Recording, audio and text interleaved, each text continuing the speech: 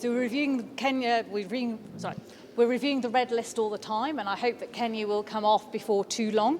One of the challenges here is that we still have the beta variant. It's a minority variant here because Delta is stronger. So eventually Delta will be the dominant strand here. But the more vaccines you have, the more genomic sequencing you have, the easier it is to get off the red list. And that's where India had an advantage.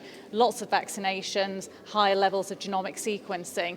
Now the UK is working in partnership with the Kenyan government to increase genomic sequencing, i.e. what type of virus is it? Is it beta, is it delta, is it a new one that no one's heard of yet?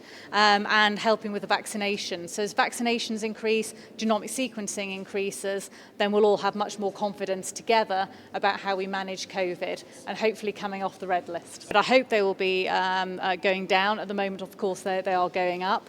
On genomic sequencing, we're sorting out all the paperwork at the moment. Our scientists are working closely together, and I hope by September we'll start seeing the ability for that genomic sequencing to improve from the current 40 a week up to about 200, which will put Kenya in a really strong position in the world in terms of the numbers of genomic sequences it can do.